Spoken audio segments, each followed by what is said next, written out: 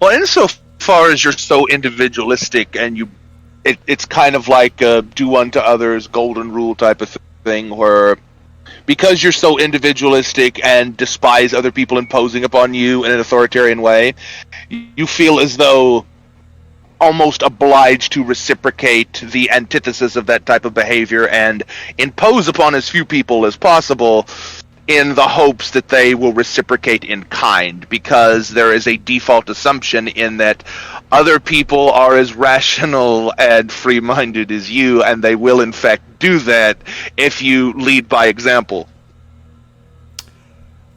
But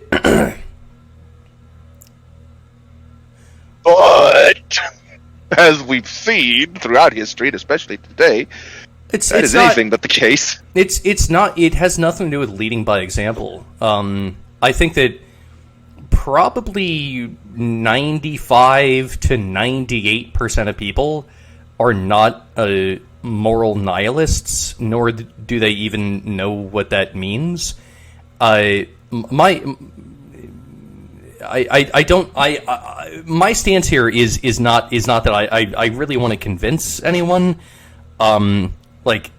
Exactly, but even in your particular stance, there is an implicit value judgment. There is a clandestine ought statement in there. You just don't notice it because you're very rarely, if ever, facing in that particular direction. You're always facing in the antithetical direction of do not impose this outwardly onto other people against their consent. You're not looking in the direction of what constitutes your preferences at the most Bayesian level.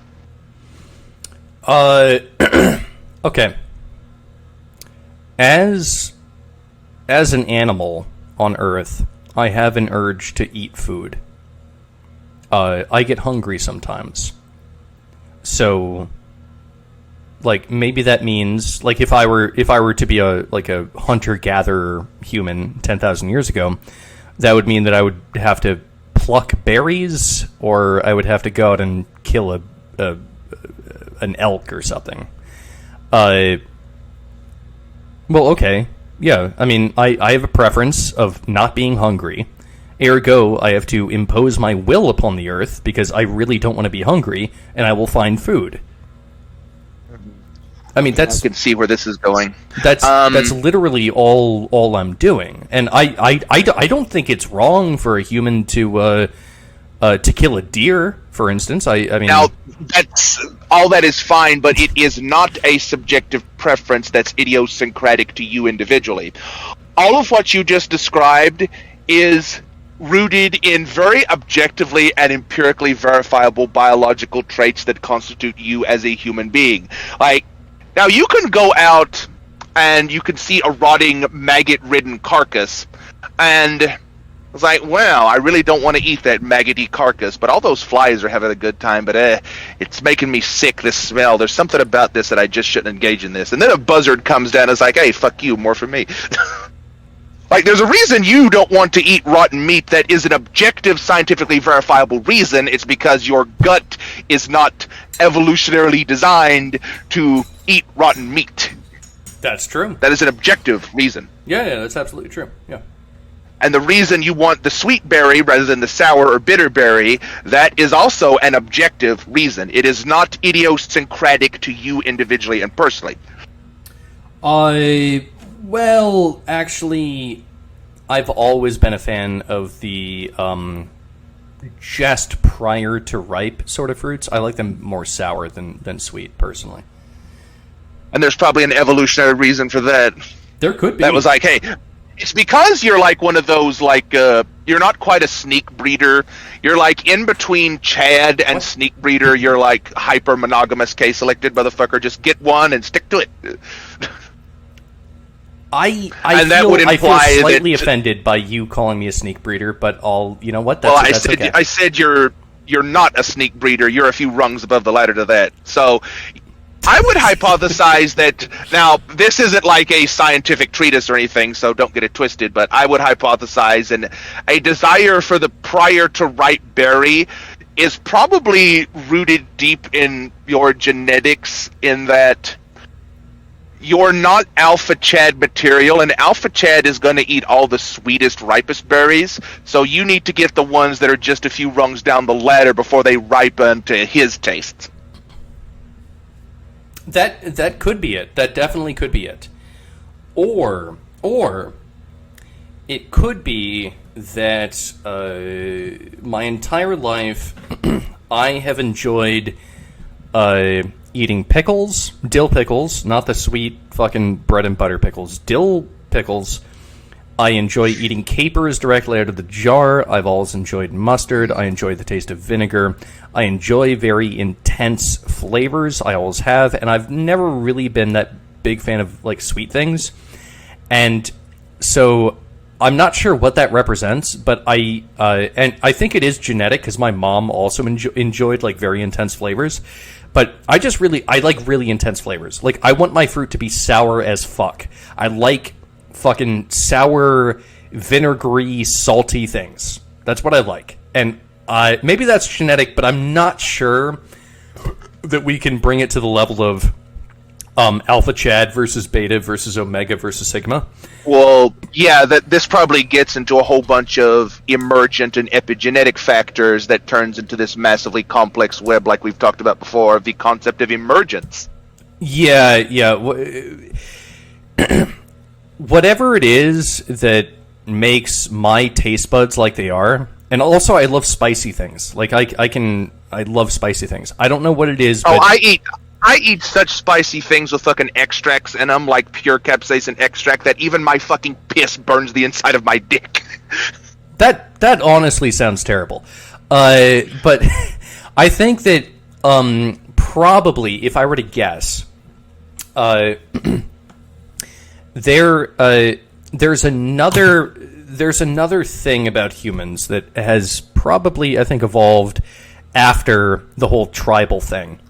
I think probably into the agricultural revolution, and that is that, no, actually, it could have existed before then. Actually, it probably did. I don't know. I'm not sure when this came about, to be honest, but, it is the human desire for novelty and exploration and risk-taking. There are genes for that. You want novelty, you want excitement, you want exploration, and you want risk-taking. And those factors, those genetic factors, either make you a really good CEO or make you a shit fucking drug user overall. Because both of those make you have an addictive personality, where either you're addicted to power and money, or you're addicted to drugs and you just you amount to nothing, right? So I think that might be correlated with also wanting to have an extreme amount of like flavor profile in your meals. Like, I will literally eat straight vinegar. My favorite type of chip is salt and vinegar chips. I think that I used to love those when I ate chips. Now I eat salt and vinegar pistachios. Man, I've never been a big fan of nuts myself. I don't like nuts. Well, but I do keto now, so chips bad. Oh, I didn't know that you were doing keto. Oh, dude, that's awesome. Yeah, that's super good. But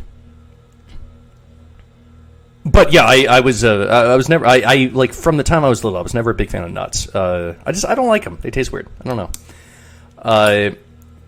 But Okay. Now we're talking about whether we like nuts or potato chips more. This is not an entertaining. This is going to get awry, but it kind of actually does. It kind of does segue into several important things that have to. Because I'm talking to a moral nihilist specifically, I might as well just stick to the arguments with what you know best. And we've had this argument before. Moral nihilism is ultimately a type of virulently misanthropic viewpoint. I disagree. It's deeply... Okay. Well, I'll go over my reasoning for this. Basically, I think all nihilism is ultimately the most anti-human of perspectives a human being could possibly have, and it's a wonder that humans were able to think up this bizarre paradox of nihilism to be able to go that fucking far with it. I'm not advocating for nihilism. I would agree that nihilism sucks and that no one should actually take the position of nihilism. But moral nihilism it's a completely different concept than just nihilism, right? It's You have it's evaluated describing- You've evaluated the moral structures and found them lacking compared to. There is no meaning to life. I should just kill myself. Mer. Or kill other people and then kill myself. Maybe I should be a fucking Columbine shooter. Like, that's what Well, pure nihilism obviously is. not. Yeah. Like, that's This is bullshit. purely a philosophical dialectic. This is not a literal threat of self-harm, in case any of the platforms are wondering. Oh, no, yeah. That was a metaphor. Yeah, this is purely metaphorical. This is a philosophical thought experiment discussion, not a literal injunction to commit suicide or anything, or murder. Okay. Now, when I asked you and then stopped abruptly, compared to, like, you find the world utterly bereft of meaning. That necessitates some type nihilism. of meaning that the world is lacking. That's nihilism. I am a moral nihilist. I find... The definition of nihilism is there is no intrinsic value, specifically moralism. There is no intrinsic value in any moral structure. You would probably agree with this. Yes, it's specific to morals. You can find meaning in the world. I find the world bereft of ought statements. That is my position. I don't think that ought statements are a real thing. Like, you can say them, but they have no value. That is literally all I'm saying. It has nothing to do with the meaning of life. It has to do with, I don't like ought statements. Statements that say ought in them, unless they're conditional ought statements. Like, if you want to get drunk, then you ought drink alcohol. Like, that's okay for me, because it's conditional. It has an if. But This is kind of the heart of the argument that I get into with you and people like JF more recently. Okay, the conditional, that's kind of like a side chain into just matter-of-fact Boolean logic statements, like A leads to B outcome. Like action A leads, that's just cause and effect. That's just an empirical analysis of, I have data points that suggest drinking alcohol causes drunkenness. So if someone says, I want to get drunk, I will say, A, drink alcohol, which leads to B, drunkenness. yes, That's just a purely logical formulation. that is the only style of ought statement that I'm okay with. Okay, now we've discussed many times that ultimately logic terminates at a fundamental incompleteness. Like, you will eventually get to a point where if you logically and axiomatically verify literally everything... No. You can't...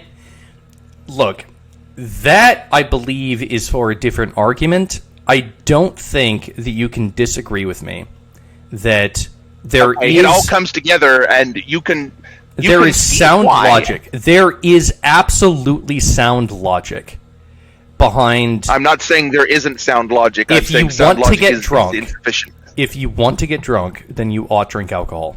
There's sound logic behind that. You can't use the incompleteness theorem to say, oh, well, there's a hole at the end of that. No. It's completely fair. If you want to get drunk, you ought drink alcohol. Yes, I agree with that, and I'm not saying it...